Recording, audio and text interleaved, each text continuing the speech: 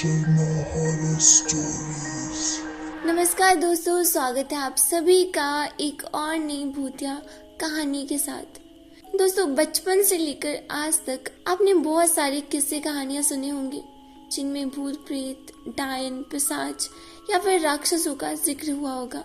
आपकी दादा दादी या फिर बुजुर्गों ने आपको ऐसे बहुत से किस्से सुनाए होंगे जिनमें उनका या उनके किसी जानने वाले का सामना भूत पिशाचों से हुआ होगा। अक्सर हमने भूत प्रेतों की कहानियां अपने बुजुर्गों से ही सुनी है, लेकिन आज जो कहानी मैं आपके लिए लेकर आई हूँ वो कहानी हाल ही की है। ये कहानी हमें भेजी है असम से मिस्टर गौरव ने। ये भूतिया घटना इनके पापा के साथ घटी थी। ये घटना किसी बुजुर्ग आदमी के साथ नहीं बल्कि इनके पापा के साथ हाल ही में घटित हुई थी। तो ये भूतिया घटना क्या थी, चलिए जानते हैं आगे कहानी में। अब आगे की कहानी मैं आपको गौरव के नजरिए से ही सुनाऊंगी। मेरा नाम गौरव है, मैं आसाम से हूँ, डिस्ट्रिक्ट मोरीगांव। मेरे गांव का नाम है Jhargaon, near of Mayong. Mayong, the land of black magic. आप गूगल करके भी देख सकते हैं। पहले मियोंग में ब्लैक मैजिक होता था, पर आजकल ऐसा नहीं है क्योंकि आज की जनरेशन काला जादू या फिर भूत प्रेत जैसी चीजों में बिल्कुल विश्वास नहीं करती। और मैं भी इनमें से एक हुआ करता था, जब तक कि मेरे पापा के साथ वो भयानक घटना नहीं घटी थी। मैं अभी जो स्टोरी आपको बताने वाला हूँ ये सच्ची स्टोरी है। ये घटना मेरे पापा के साथ कुछ साल पहले घटी थी। यकीन मानिए, इस घटना के बारे में सुनने के बाद अगर आप भूत प्रेत पे यकीन नहीं करते तो आप उनके बारे में सोचने पर मजबूर जरूर हो जाओगे। ये बात है 2018 की।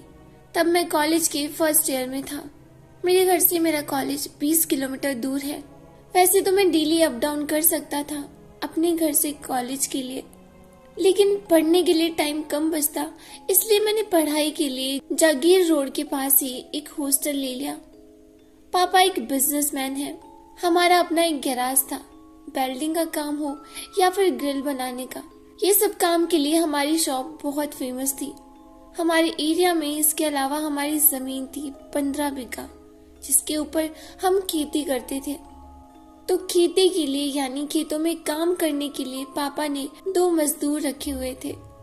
एक दिन एक मजदूर उनमें से बीमार था और दूसरा किसी काम से गुवाहाटी गया था, इसलिए खेतों की सिंचाई के लिए किसी ने खेतों में पानी ही नहीं दिया।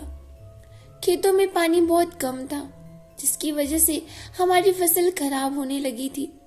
तो गांव के एक अंकल जिनके खेत हमारे खेतों के पास ही थे, वो हमारे घर आए और आके पापा को बताने लगे कि आपके खेतों में पानी बहुत कम है और आपकी फसलें सूख रही हैं। मैंने ये देखा तो सोचा मैं आपको बता दूं। मेरे पापा एक हिम्मत वाले आदमी हैं और वो कुछ भी नशे की चीज नहीं लेते, और तो और वो पान भी नहीं खाते।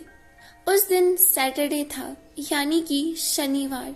तो कॉलेज में अगले दिन छुट्टी ही थी क्योंकि संडे था। तो मैंने सोचा कि मैं भी घर चला जाता हूँ। तो मैं शाम 4 बजे जागीर रोड से अपने घर पहुंचा। हमारा गैराज हमारे घर के बिल्कुल सामने ही था।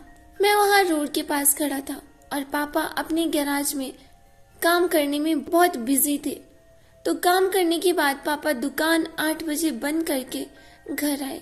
फिर खाना खाने के बाद उनको याद आया कि खेतों में पानी देना होगा, तो वो खाना खा के सीधा हमारे खेतों में पानी देने चले गए। मैंने भी अपने पापा के साथ वहाँ खेतों में जाने की जिद की, पर पापा ने कहा कि तुम सफर से आए हो तो तुम थक गए होंगे, तुम आराम करो, मैं जाकर खेतों में पानी दे लूंगा। मेरे पापा हमारे खेतों में गए। हमारे खेत के एक कोने में एक पेड़ था। हमारे गांव के लोग उस पेड़ को बिल्कुल अच्छा नहीं मानते। तो रात के लगभग 11:40 तक पापा खेतों में पानी देकर उस पेड़ के पास से वापस अपने घर आ रहे थे। पापा को उस पेड़ से गुजरते टाइम बहुत अजीब सा लग रहा था। उनको गंदी बदबू सी आ रही थी और उनको उस पेड़ के पास कुछ अजीब सी ठंडक महसूस हो रही थी। पर उस गंदी बदबू की वजह से पापा को लगा कि शायद कोई जानवर मरा होगा आसपास। वो पैदल ही हमारे खेतों को पानी देकर वापस आ रहे थे और जैसे ही उस पेड़ के नीचे से गुजरने लगे तो उन्होंने देखा कि उस पेड़ के ऊपर से उनके ऊपर कुछ गिर रहा था। वो कुछ पानी जैसा लग रहा था।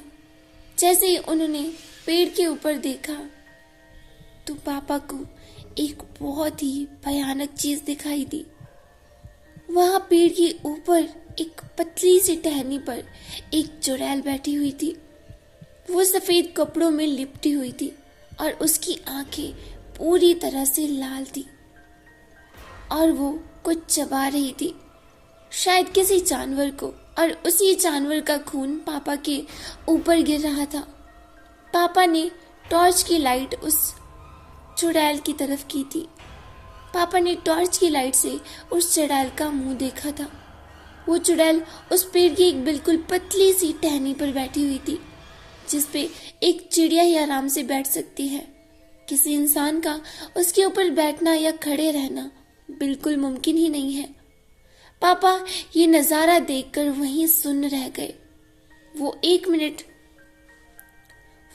मिनट के लिए जैसे बर्फ की तरह जम गए थे उसी जगह पर। ऐसा नजारा देखकर तो किसी की भी रूह कांप सकती है। अभी तक उस चुड़ैल की नजर मेरे पापा के ऊपर पड़ चुकी थी। वो चुड़ैल पापा को घूर के देखने लगी। गुस्से में उस चुड़ैल की शक्ल हद से ज्यादा डरावनी हो गई थी। वो चुड़ैल पापा को देखकर कुछ बोलने लगी। पहले वो क्या बोल रही थी पापा को बिल्कुल नहीं समझ आया, पर उसकी भयानक आवाज सुनकर पापा अंदर से कांप गए थे। फिर वो चिल्ला के बोलने लगी, मैं तुझे मार दूंगी। इतना सुनते ही पापा के अंदर पता नहीं कौन सी शक्ति आई और वो फुल स्पीड से वहां से भागने लगे। फिर वो एकदम से पेड़ पर से उतरकर पापा के ठीक आगे रास्ते में खड़ी हो गई। इतनी जल्दी किसी भी इंसान का पेड़ से नीचे उतरकर आगे रास्ते में सामने खड़े हो जाना बिल्कुल पॉसिबल ही नहीं है। वो चुड़ैल, ये मैं उन लोगों को बता रहा हूँ जो कि भूत प्रेत में विश्वास नहीं रखते। इसके बाद वो चुड़ैल मेरे पापा के और पास आने लगी, लेकिन वो उनके बिल्कुल पास नहीं आ पाई। अब तक पापा भी समझ चुके थे कि वो कोई इंसान नहीं बल्कि एक चुड़ैल है, और उनको ये भी समझ आ गया था कि वो चुड़ैल उनका कुछ नहीं कर पाएगी, क्योंकि पापा के पास हनुमान जी का लॉकेट था। वो भी उसके अंदर छोटे छोटे अक्षरों में हनुमान चालीसा लिखा हुआ था। पापा हनुमान जी का नाम लेते लेते घर भाग कर आ गए। वो इतना तेज आज से पहले जिंदगी में कभी नहीं भागे होंगे। घर पहुंचते ही उन्होंने एक गिलास में पानी मांगा। मेरी माँ उनके लिए एक गिलास पानी लेकर आए।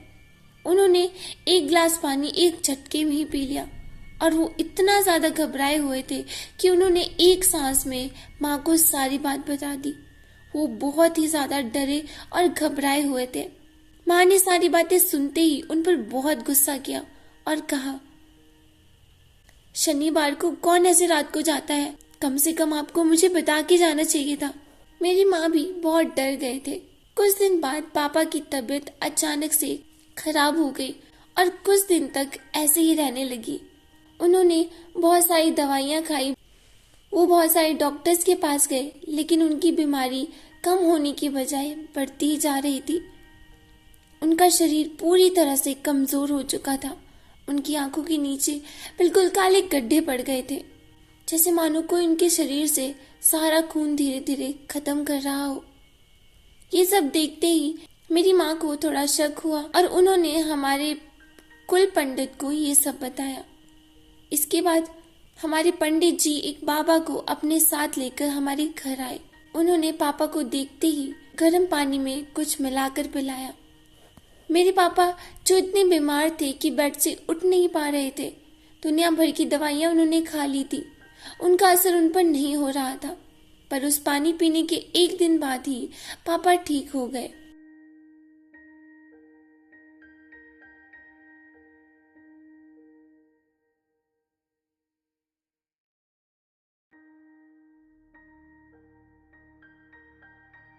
लेकिन उस चुड़ैल की हवा तुम्हें उस रात को लग गई थी, इसलिए तुम इतने बीमार रहे। अच्छा हुआ कि पंडित जी सही समय पर मुझे तुम्हारे घर ले आए, वरना कुछ अनहोनी भी हो सकती थी। इतना कहकर वो वहां से चले गए। अब हमारी फैमिली में सब ठीक है, लेकिन आज भी पापा उस भयानक रात को याद करके डर के मारे कांप जाते हैं।